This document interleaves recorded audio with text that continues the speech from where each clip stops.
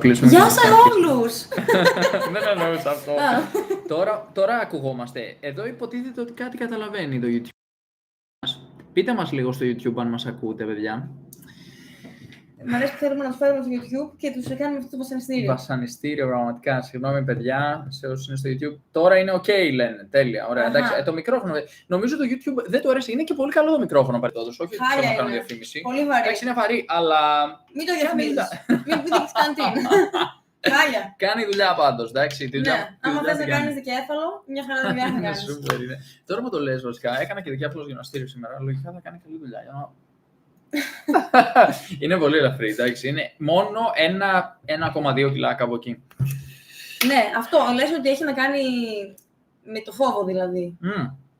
Φυσικά, κάποιος που δεν έχει ταξιδέψει ποτέ, άντε βάλτε τον τώρα να ταξιδέψει. Θα πει τι είναι αυτό που θα πάω, δεν ξέρω τίποτα. Κάποιοι μας λένε, παιδιά, εκεί που πάτε δεν φοβάστε, ας πούμε. Δηλαδή, δεν ξέρετε το μέρος, τι κάνετε.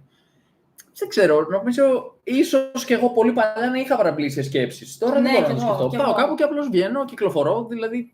Ρωτάμε τους ντόπιους κυρίως. Ναι, παίζει ρόλο αυτό, τεράστιο. Έχω κάτι άλλο που μου ήρθε έτσι στο μυαλό, καθώς διάβαζα μερικά σχόλια που πολλοί λένε ότι η Ελλάδα είναι το καλύτερο μέρος και δεν θέλουν με τίποτα, ούτε πληρωμένα να ήταν όλα, με τίποτα να πάνε στην κακή Κολομβία. Υπερβολές. Και εγώ το φαντάστηκα στο μυαλό μου, σαν ας πούμε ο πλανήτης μας να είναι το σπίτι μας. Και κάθε χώρα ή κάθε ήπειρος να είναι ένα δωμάτιο. Και να υπάρχουν άνθρωποι που λένε, εγώ θα μείνω στο σαλόνι και με τίποτα δεν πρόκειται να πάω στην κουζίνα. Είναι κακή η κουζίνα. Προτιμάω το σαλόνι και δεν πρόκειται να πάω ούτε με πληρωμή στην παλιά κουζίνα. Σαλόνι και πάλι σαλόνι. Παρεμπιπτόντως είναι μια μεταφορά για όσους μπήκαν μόλις τώρα στο live. Η Νίκη αναφέρεται ουσιαστικά στο γεγονός ότι ο πλανήτης είναι ένας. Δηλαδή, αν το βλέπουμε τόσο τοπικιστικά, η Ελλάδα είναι η καλύτερη χώρα στον κόσμο και δεν την ανταλλάζω με τίποτα. Εντάξει. Να μην ξεχνάμε όμως ότι και ο πλανήτης Γη είναι πολύ ωραίος πλανήτης, έτσι. Και καταλαβαίνω, ας πούμε, όταν αρχίσουν να ταξιδεύουν στον Άρη. Ο καλύτερος πλανήτης από όλους. Κάποιοι σύντομα θα πάνε στον Άρη, έτσι. Ωραία, ετοιμάζεται το ταξίδι. Θα πάνε.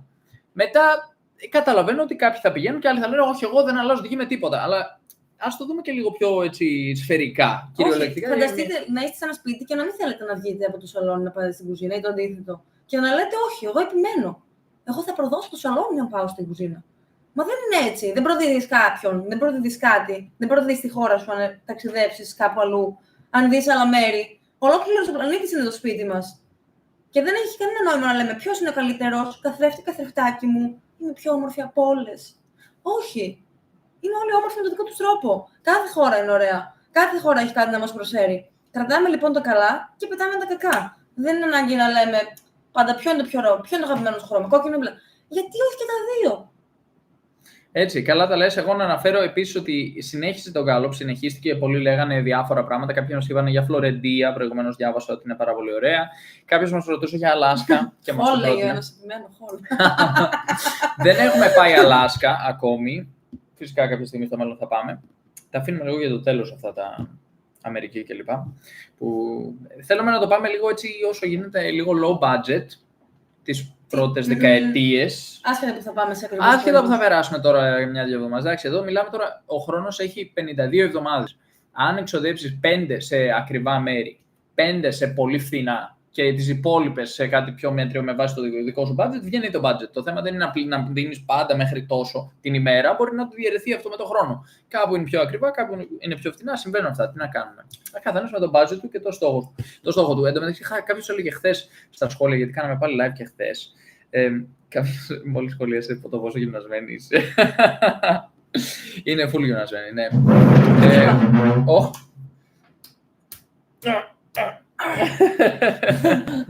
Είναι δυνατή. Πόνεσε λίγο το χέρι μου, να πω την αλήθεια. Λοιπόν, όσον αφορά το ζήτημα των εξόδων, κάποιοι εξοδεύουν πάρα πολύ λίγα. Δηλαδή, κάποιοι νομίζουν ότι πρέπει να τα σκάσεις. Αυτό έχει σπάσει πλέον το παλιό. Δεν ξέρω αν ίσχυε κιόλας παλιά, για να είμαι ειλικρινής. Παλιά νομίζαμε ότι ήταν μόνο εκατομμυριούχοι που ταξιδεύανε μόνιμα. Ή τέλος πάντων. Και ούτε αυτοί το κάνουν μόνιμα, εδώ που τα λέμε.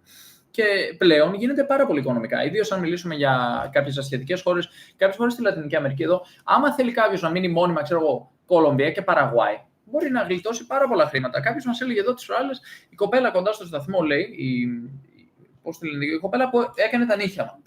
Σου θα πρέπει. Και μου. Θα πρέπει να είμαστε έτσι για να τα ευχαριστούμε. Από εδώ και πέρα, μέχρι να χαλάσουμε. Παιδιά, θα πρέπει να μένουμε έτσι. Εγώ τρώω τα νύχια μου και μου έκοψε γύρω-γύρω τα πετσάκια και τέτοια και μου έκανε κάτι πράγματα και μου έβαλε ένα βερνίκι. Λέω, καλά, βάζουν βερνίκι άντρες. Λέει, εδώ, full. Λέει, έρχονται με τη γυναίκα τους και βάζουν. Λέω, καλά, ρε παιδιά, οι άντρες βάζουν βερνίκι. Λέει, ναι. Λέω, δηλαδή, τι βερνίκι, μανό, όζα, ναι. Εσύ τώρα δηλαδή, λέω, το βρίζεις ελκυστικό στη γυναίκα. Στους άντρες βερνίκι. Λέει, ναι, εννοείται. Όταν γυαλίζουν είναι πάρα πολύ ωραία. Λέει τα νύχια. Λέω, κοίτα να δεις, ρε παιδί μου, η κουλτούρα του κάθε μέρους είναι αρκετά διαφορετική. Καλά, στη Βραζιλία γενικά είναι πολύ ελκυστικά τα σιδεράκια. Σιδεράκια βάζουν είτε είναι στραβά τα δόντια είτε όχι. Δηλαδή κάποιοι στενοχωριούνται που είναι ίσια τα δόντια τους, γιατί σου λέει, εγώ τους άλλους θα βάλω σιδεράκια. Ούτως ή άλλως. Αλλά επίσης ξανθό μαλλί, κουρεμένο, πολύ κοντό, σε διάφορα σχέδια. Αλλά πεντακάθαρα δόντια οι Βραζιλιάνοι.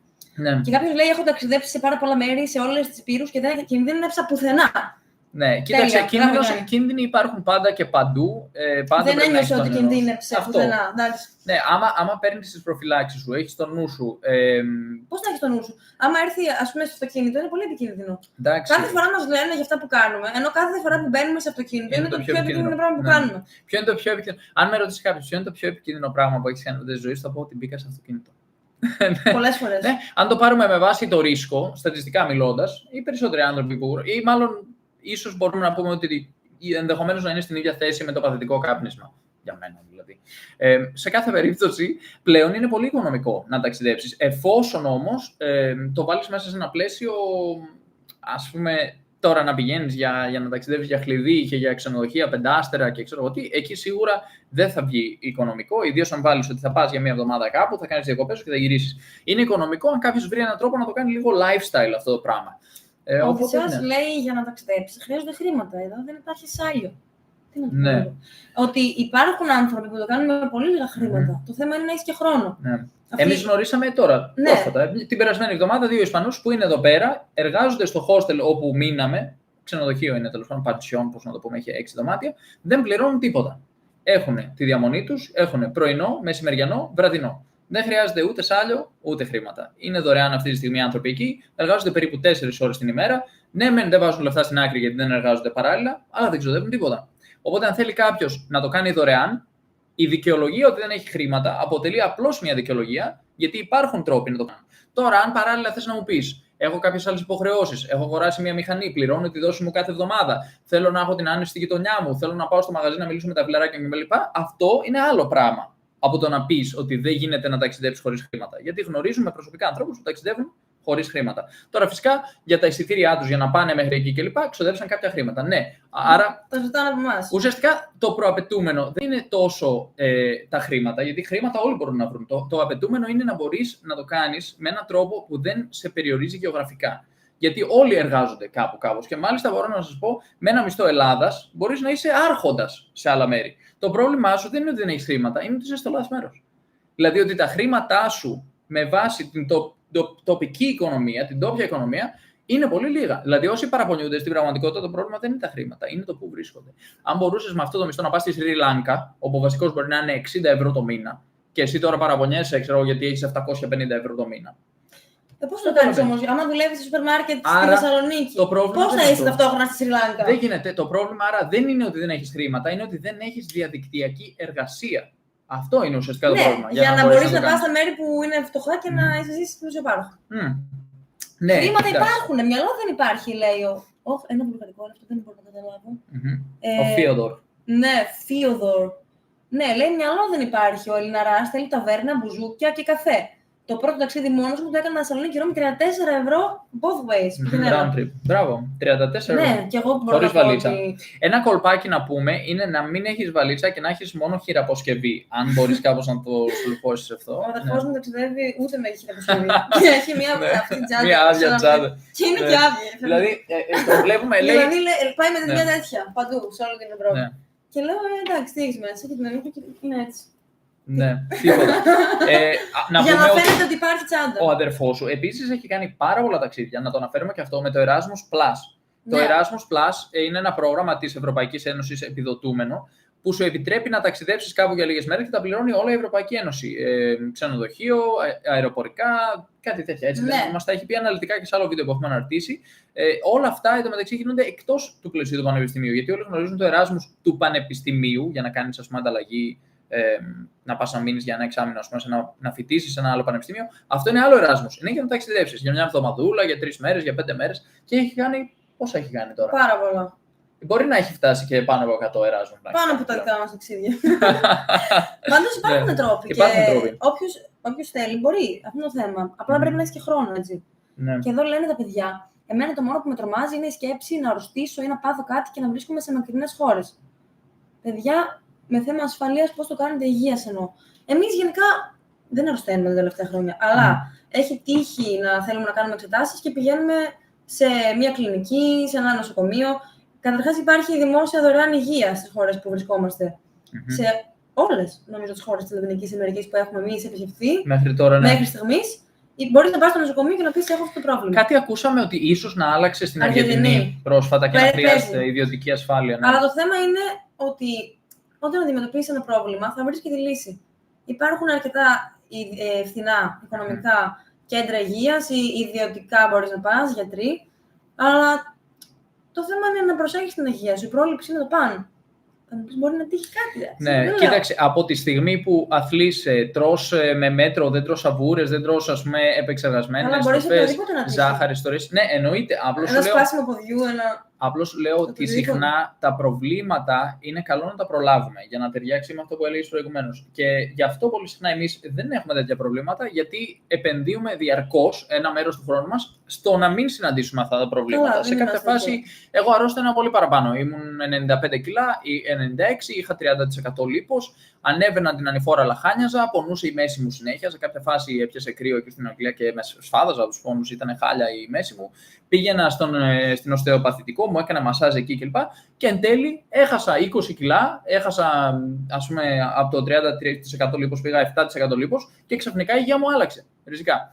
Δηλαδή, καμιά φορά να μην ξεχνάμε ότι τα προβλήματα πηγάζουν από κάτι. Έτσι. Και είναι συνήθως εσωτερικός ο λόγος. Ναι. Και ψυχολογικός κιόλας. Πάμε τώρα στο δεύτερο κομμάτι που είναι αυτό που έλεγε η Νίκη. Εδώ πέρα γενικά είναι πολύ εύκολο να πας ιδιωτικά κάπου. Δηλαδή, αν έχεις κάποιο άγχος, τι θα κάνω, θα πάω, δεν ξέρω, πας σε έναν γιατρό. Δηλαδή, θα σου πάρει από 20 μέχρι 50 ευρώ σε μια ιδιωτική κλινική, θα σε δουν κατευθείαν, θα σου κάνουν ό,τι εξέταση θέλεις. Μπορεί να σου τύχει να είναι και πάρα πολύ φτηνά. Μου έχει τύχει στη Μάρτελ Πλάτα, στη ιδιωτική κλινική, να πληρώσω $15 για ακτίνα θώρακος, για καρδιογράφημα και εξέταση με γιατρό. Με πήραν κατευθείαν μέσα σε μια ιδιωτική κλινική όλα αυτά, ενώ μπορούσα να πάω και δωρεάν σε δημόσιο νοσοκομείο. Εκείνη την εποχή τώρα πιθανώς να έχει αλλάξει τώρα με τον νέο πρόεδρο εκεί στην Αργεντινή που κάνει κάτι περίεργα πράγματα. Οπότε, ναι, ο Μιλέ έκανε κάτι κόλπα. Αλλά ναι, γενικά δεν έχουμε κανένα θέμα. Πάμε σε οδοντιάτρους, πάμε σε γιατρούς. Αυτά είναι, ας πούμε, τα θετικά του να βρίσκεσαι σε ένα μέρος που δεν είναι πολύ ακριβό, είναι ότι δεν χρειάζεται να το σκεφτείς. Και να πω και κάτι. Και στην Ελλάδα τι θα έκανες δηλαδή, άμα αρρώστηνες? Πάλι δεν πρέπει να πας σε ένα μέρος να σε δουν, να σε κοιτάξουν, να κάνουν εξετάσεις.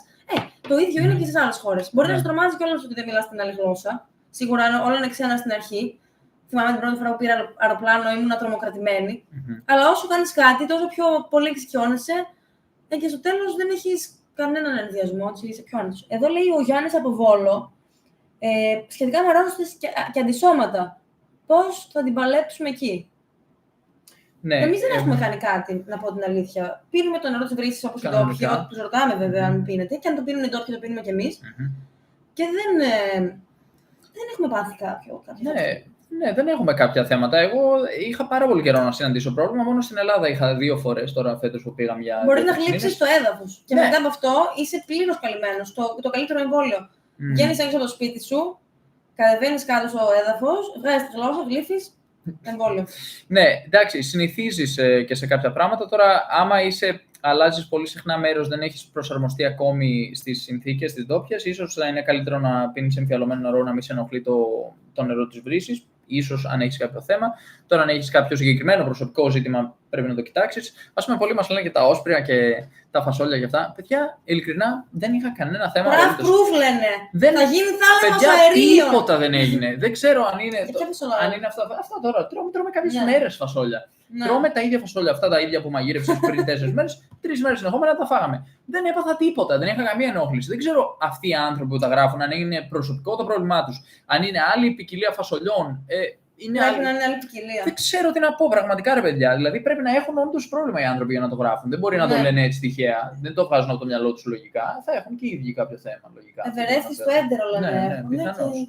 Εμείς εδώ δεν έχουμε τέτοια προβλήματα. Δεν ξέρω τι να πω πάντως. Ναι. Πολλοί το φοβούνται εδώ, την κουζίνα και αυτά είναι μια χαρά. Εν τω μεταξύ μου έχουν παρατραβήξει την εποχή δύο περιστέρια που κάθονται έξω από το Ναι, παράθυρο μας. και εγώ Είναι τα σαν είδα. σινεμά. Είναι σαν σινεμά, όντως. Σαν Κάνουν κάτι εμάς είναι. περίεργο, ναι. Ναι, εδώ κάποιος, ο Άλεξ λέει, μου άρεσε η περιγραφή του σούπερ μάρκετ με τα νεκρά ζώα, δηλαδή τα κρέατα που τρώμε. Αυτό ρε παιδιά. Κάποιοι θύχτηκαν έτσι. Εγώ εντάξει. Εγώ το τρώω, ρε φίλε, δεν έχω θέμα. Νεκρά κρέατα Νεκρό είναι. ζώο. Γιατί Και εγώ το είμαι κάνουν ένα έτσι. σακί από δέρμα και μέσα έχω αίμα, έχω έντερα, έχω πίον. Ναι, πρέπει να θυχτούμε δηλαδή. Γιατί δεν είπες ναι, νεκρό λαγάνι. Ορίστε, νεκρή Ναι. ντομάτα. Χαρήκαμε τώρα. Στο επόμενο βίντεο θα μιλήσουμε για τις νεκρές ντομάτες. Είναι ζωντανή και νεκρή η ντομάτα. Νόμιζα ότι το φυτό είναι νεκρό ζωντανό. Ναι, αλλά το καρότο είναι. Η ντομάτα όχι, όντως, Ναι, γιατί. η ντομάτα είναι ο καρπός του φρούτου. Οκ, αλλά το καρότο, για να το φας το ένα καρότο το ξεριζώνεις. Άρα Ναι, εκεί υπάρχει εκεί θανάτωση. Είναι σκοτωμένο όντως το Το θανατώνεις, καρότο. το Το νεκρό σκοτώνεις. καρότο. Αν θέλει να το φας, Ναι, νεκρό καρότο. ναι. Αλλά και το μανιτάρι δεν ισχύει. Ναι. Γιατί είναι ένας οργανισμός από κάτω, ένα ολόκληρο σύστημα από αυτούς τους μύκητες. Ναι. Και το μανιτάρι που βλέπεις δεν είναι ένα. Είναι απόλυξη. σαν νύχη κάτι μεγαλύτερο. Εδώ. Και, ας πούμε τι, άμα σου πω ότι τρως ένα νεκρό γουρούνι, γιατί να δεχτείς. Τρως ένα νεκρό γουρούνι. Ναι. Τρως. Δεν ξέρω, ναι. Εσύ Αφού τρως. ναι. Ναι, Τώρα το αριστερό έχει κάτι πάνω στο άλλο. Λοιπόν, εντάξει, αυτό που βλέπουμε είναι λίγο τέτοιο. Λοιπόν, εδώ κάποιος έγραψε από συμπληρώματα παίρνετε κάτι. Η απάντηση είναι όχι, δεν παίρνουμε. Εκτός από παλιά το είχαμε παρακάνει. Παίρναμε πρωτεΐνη, παίρναμε καζεΐνη στην Αγγλία. Ναι, Παλιά. όντως, whey protein. Παίρναμε και καζεΐνη, παίρναμε και κιτρουλίνη. Αυτό το δοκίμασα. Β-αλανίνη, κιτρουλίνη. Αυτό το δοκίμασα και τουλάχιστον ταυρίνη. 2 εβδομάδες. Και κρεατίνη. Και... Αυτά τα έπαιρνα εγώ εκείνα τα 2 χρόνια που ασχολήθηκα πολύ εντατικά με το να χάσω όλα αυτά τα περιτά κιλά που είχα. Έχουμε αναρτήσει σχετικό βίντεο περιπτώσεις για αυτό. Διαλυματική νηστεία λέγεται το βίντεο. Ναι, κάνα διαλυματική νηστεία. Στο YouTube. Έκανα διαλυματική νηστεία, έπαιρνα όλα αυτά τα συμπληρώματα, πήγαινα στο γυμναστήριο, αλλά ναι, πλέον τα συμπληρώματα που και που κρεατίνη. Τώρα την έχω κόψει. Εγώ έχω πάρει μια πρωτεΐνη που είναι vegan από σόγια, αλλά δεν την παίρνω και πολύ. Και την έχω πιο πολύ για όταν δεν τρώω σπρέ, άμα δεν συμπληρώνω το νούμερο της πρωτεΐνης μου καθημερινά, μπορεί να πάρω αυτήν. Επίσης πήρα προληπτικά μια Β12 γιατί είναι vegan. Και λένε ότι θα έχεις έλλειψη, άλλοι λένε όχι δεν έχεις έλλειψη. Εμείς δεν έχουμε κάνει ακόμα εξετάσεις, γιατί είναι λίγο περίπλοκο, γιατί μας στέλναμε μήνυμα να κάνουμε εξετάσεις και πρέπει να πάμε πρώτα στον παθολόγο, να μας γράψει τις εξετάσεις για να πάμε μετά στο εργαστήριο να κάνουμε τις αιματολογικές εξετάσεις. Θέλει συνταγή από τον γιατρό. Ή εξετάσεις κοπράνου και όλα αυτά, πρέπει να πας πρώτα σε παθολόγο. Άρα τώρα θέλουμε να το κάνουμε αυτό.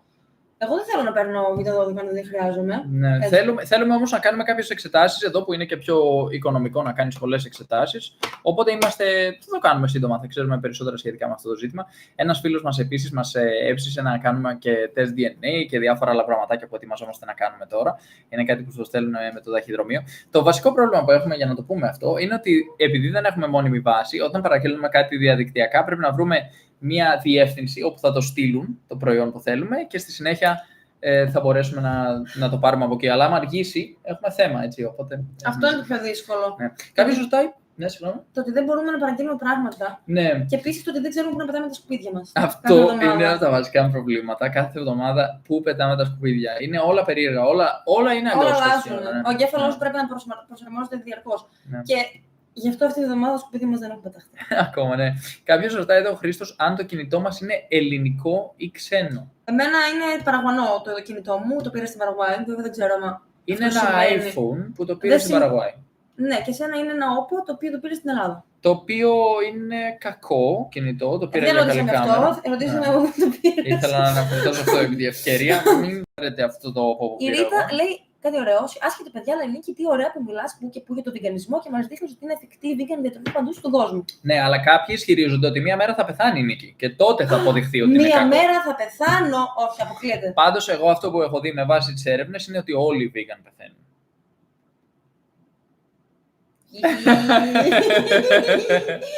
Στο τέλος.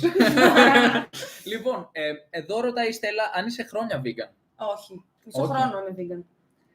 Vegetarian όμως είμαι 4 χρόνια, 4,5. 0,5 χρόνια. Ναι. Ωραία, άρα προχωράμε από και την Βραζιλία. Πριν έρθει η Ελλάδα ουσιαστικά το Μάρτιο, οπότε δεν είναι.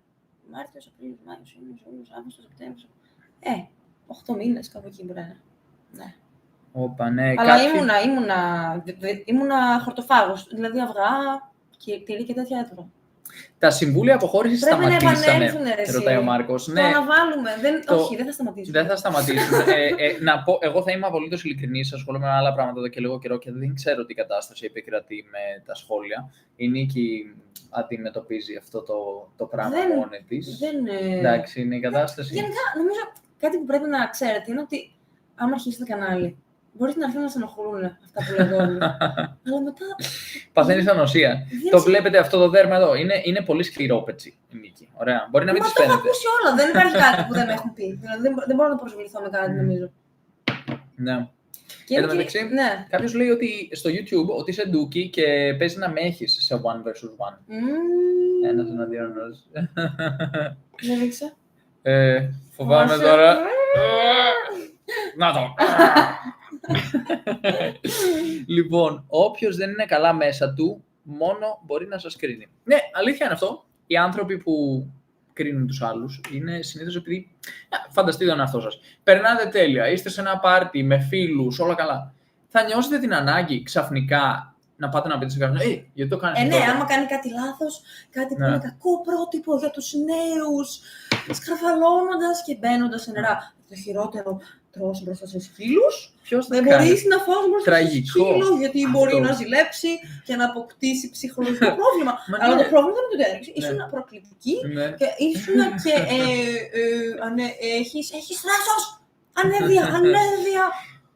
Κάποιος μας χαιρετάει από British Columbia, λέει. Hi, Global Goods, how's it going? Good afternoon. Είμαστε και περίπου ίδια ώρα μάλλον με British Columbia. Φαντάζομαι κάνα 2 ώρες διαφορά να έχουμε να είναι πίσω λίγο. Πολύ ωραία, πολύ θετικά σχόλια. Κάποιος μας ρωτάει, παιδιά, πόσο... Σε ένα πάρτι πριν 13 χρόνια. Ναι. Επίσης, θα πούμε την ιστορία με το υδρόμετρο στο βίντεο που θα ανέβει αύριο το πρωί. Πολύ αστείο βίντεο. Μείνετε συντονισμένοι. Είναι από τις πρώτες μας ιστορίες μαζί. Αλλά να το δείτε το βίντεο, δεν θα το πούμε τώρα. Δεν θα το πούμε, όχι, δεν θα κάνουμε spoil τώρα εδώ. Με το κλεμμένο υδρόμετρο. Η ιστορία με το κλεμμένο υδρόμετρο ανεβαίνει αύριο. Νίκη, η Χριστίνα λέει: η δύναμή σου είναι αυτό, να μην σε νοιάζει η γνώμη των άλλων. Μαγκιά, να περνάτε τέλεια. Σας ευχαριστούμε πολύ, Χριστίνα. Ναι, ευχαριστώ πολύ. Αλλά το θέμα δεν είναι να μην σε νοιάζει, απέναντι. Άμα είναι μια καλοπροαίρετη κριτική, κάτι να κερδίσεις. Σικοκλέφτρα. Παλιοσικοκλέφτρα. Να, δεν το έχω ξέρει. Όχι βέβαια, και θα έρθω σε όλων τις αυλές. Αν γιναζόμαστε καθημερινά. Σήμερα πήγαμε. Είναι και ο Δημήτρης ο Σαββίδης εδώ. Γεια σου, Δημήτρη, τι γίνεται? Γεια σου, Δημήτρη. Στο Facebook. Πότε θα σε πετύχουμε, Ολλανδία? Ναι, θέλουμε να περάσουμε από Ολλανδία φέτος. Και δεν περάσαμε, δεν βόλεψε, γιατί πήγαμε Σουηδία τελικά. Πήγαμε Σουηδία και από εκεί φύγαμε Λατινική Αμερική. Αλλά κάποια στιγμή θα έρθουμε. Alles gut. Δεν έχουμε το δικαίωμα να κρίνουμε κανέναν. Σωστό. Πολύ σωστό, ναι. Μην κρίνεις για να μην κρυθείς. Αλλά μετά σου λέει όμως η κριτική δεν είναι καλή. Δηλαδή, είναι πολύ περίπλοκο το ζήτημα, νομίζω. Ναι. Δηλαδή, άλλο να πας σε κάποιον και να του πεις βρωμάς, και αυτό κριτική είναι. Ναι. Και άλλο να του πεις, φίλε, το αυγό, ας πούμε, που έκανες, μπορεί να γίνει καλύτερο. Αν αφήσεις το λάδι να κάψει λίγο περισσότερο, το αυγό θα βγει πιο στρογγυλό. Αυτό είναι μια προτροπή. Ναι, αυτό είναι μια συμβουλή. Ναι. Έχουμε μπερδέψει λίγο τις λέξεις. Τι πάει να είναι κριτική? Αν σου πω εγώ είσαι πολύ ψηλός και δεν μου αρέσει, σε χάλια, αυτό δεν είναι κριτική. Ναι. Αυτό είναι βρισιές. Φάει κρέας, θα πεθάνεις. Και εσύ λες, συγγνώμη, θα συνεχίσω να τρώω ό,τι θέλω. Αφθάδης, αγενής και απίστευτο. Εγώ εντελώς φιλικά στο λέω με πολύ αγάπη. Αυτή η αγάπη, παιδιά. Στο λέω με αγάπη. Θάνατος! Είσαι σαν ένα σκυλί με τα κόκαλα που τρίζουνε, σαν σκελετός, απέσια. Γεμάτη αγάπη. Δηλαδή, οι άνθρωποι έχουν τόση αγάπη μέσα τους που δεν μπορούν να συγκρατήσουν. Αναβλύζει από παντού. Και βγαίνει μέσα στο σχόλιο τους και λες, πόρε φίλε, τόση αγάπη, δηλαδή πραγματικά μοιράζονται και με άλλους. Μην μου την παίρνεις μόνο εμένα την αγάπη σου, είναι για να πάει παντού. Πάρε την σε άλλη σελίδα. Ναι, και εγώ δουλεύω διαδικτυακά. Εγώ φτιάχνω όλα αυτά τα βιντεάκια που βλέπετε να ανεβαίνουν στα κανάλια μας. Ναι. Εγώ τα φτιάχνω αυτά τα βιντεάκια. Είναι content creator η Νίκη. Κάποιοι δεν το θεωρούν επάγγελμα βέβαια. Θεωρούν ότι θα έπρεπε να μην πληρώνεσαι. Ας το πούμε και κάτι άλλο, δεν έχω πρόβλημα. Ας πούμε ότι δεν δουλεύω. Αλλά πληρώνουμε για κάτι που κάνω και ξοδεύω το χρόνο μου. Εγώ πάντως αισθάνομαι ότι δεν δουλεύω ως καθηγητής. Έτσι θα έπρεπε να αισθανόμαστε όταν δουλεύουμε. Δηλαδή τώρα τις φορές η Νίκη με έκανε να το συνειδητοποιήσω. Είχα 5 ώρες μάθημα back to back και λέω εντάξει, είμαι χαλαρός, δεν έχω τίποτα και τέτοια. Και λέει έχουν γυρίσει μαθητές σου, λέω όντως δεν το κατάλαβα ότι δουλεύω. Δεν το έχω καταλάβει. Παλιά με ενοχλούσε λίγο ότι έπρεπε να ετοιμαστώ, να πάω μέχρι το σχολείο, να πάρω παρουσίες, να ασχοληθώ με χαζομάρες. Τώρα είναι Είμαι στο σπίτι μου, μπαίνω στην κλίση, βοηθάω τον μαθητή, χαίρεται πολύ ο μαθητής που τον βοηθάω. Όλα πάνε τέλεια. Έχω γλιτώσει από τη γραφειοκρατία, άρα και εγώ δεν αισθάνομαι ότι δουλεύω. Δηλαδή, αν κάποιος μου πει δουλεύεις, το λέω για κοινωνικούς λόγους. Αλλά στην πραγματικότητα είναι το χόμπι μου. Όχι, δεν δουλεύεις. Από τη στιγμή που. Ναι, ωραία. Ναι. Δημήτρη Σαββίδης, πεντάτε σε μύγες. Πείτε μας για τα μελίσια σας. Αυτό πρέπει να το συζητήσουμε μια μέρα τις μέλισσες, γιατί έχουμε δει ότι έχεις αναφερθεί στις μέλισσες αρκετές φορές και θέλαμε να σε ρωτήσουμε αν εν τέλει είναι σωστό να μιλάμε τόσο άσχημα για τις μύγες. Γιατί οι μύγες τι έχουν. Δεν ξέρω. Καταλαβαίνω βέβαια. Και να πω και κάτι, επειδή λένε ότι είναι και κάθονται πάνω στα σκατά. Δεν κάθονται μόνο στα σκατά. Κάθονται. Εν τω μεταξύ, ναι, αυτές φταίνε ή αυτός που άφησε αυτά τα περιτώματα εκεί. Γιατί αυτός που. Γιατί φταίει η μέλισσα. Ναι, γιατί εμείς διακρίνουμε ότι η μύγα είναι κακή και η μέλισσα. Δεν ξέρω, πάντως, όντως, με έβαλε σε σκέψη αυτό με τις μέλισσες και τις μύγες, αυτή η μεταφορά ανάμεσα σε μέλισσες. Ο Δημήτρης Σαββίδης, παρεπιπτόντως, μιλάμε για τον Δημήτρη γιατί είναι και εδώ μαζί μας στα σχόλια, μίλησε για τις μέλισσες και για τις μύγες. Και είναι μια παραβολή, νομίζω, που ουσιαστικά μας δείχνει τους ανθρώπους που εργάζονται σκληρά, βοηθάνε, προσφέρουν, παράγουν κάτι και το κάνουν με τη θετικότητα, όλα βαίνουν καλώς. Δεν πάμε να εκμεταλλευτούμε τον άλλον, ας πούμε, και να του πάρουμε δουλειά, ενώ η μύγα. Τι θέλουμε τη μύγα που είναι ανεξάρτητη. Να το, πόδος γιατί εμείς τι κάνουμε. Πόδος υπέρ της μύγας. Γιατί εμείς τι κάνουμε ως άνθρωποι. Παίρνουμε όλα τα ζώα, τα εκμεταλλευόμαστε, παίρνουμε το γάλα τους, το κρέας τους, τη γούνα τους και μετά κατηγορούμε τις μύγες και λέμε ότι είμαστε μέλισσες. Κάτσε ρε φίλε. Είναι μια μεταφορά όμως, να μην το ξεχάσουμε. Η ποιητική αδεία πάντα υπάρχει στις μεταφορές. Ναι, και εγώ αναλύω λίγο το ζήτημα, θέλοντας να τονίσω ότι ο καθένας γεννήθηκε αυτό που είναι. Ναι. Κανείς δεν επέλεξε να γεννηθεί. Δεν φταίει η μύγα που γεννήθηκε μύγα. Ούτε το κουνούπι. Όλοι Ναι. Νομίζω ότι ακόμα και οι vegan. Νομίζω ότι ακόμη και οι vegan σκοτώνουν τα κουνούπια, παιδιά. Και έχουμε το δικαίωμα να προστατευτούμε. Έτσι ήρθε. Πλέον έχω αρχίσει να συμπαθώ για τα κουνούπια. Και όταν μπορώ να μην τα σκοτώσω και δεν είμαστε στη χώρα, δεν τα σκοτώνω. Ναι. Μπορούμε να το κάνουμε αλλιώς, ναι. Αλλά αυτό με τη μύγα είναι ενδιαφέρον, γιατί εκεί βλέπουμε, ας πούμε, ότι είναι μια παραβολή, μια αλληγορία, γιατί όντως υπάρχουν αυτές οι κατηγορίες και η αναφορά νομίζω είναι και εύστοχη σε κάποιο βαθμό όσον αφορά τους πολιτικούς, άμα ασκήσουμε τώρα κριτική στους πολιτικούς κλπ. Κάτι με το οποίο δεν ασχολούμαστε εμείς, δεν είναι τόσο το δικό μας κομμάτι. Η μέλισσα είναι πηγή ζωής του πλανήτη. Η μύγα είναι πηγή μόλυνσης. Ο καθένας επιλέγει με ποια θα προσπαθήσει να ταυτιστεί στην κοινωνία. Σωστό. Γιατί είναι πηγή μόλυνσης. Για τους ανθρώπους δηλαδή.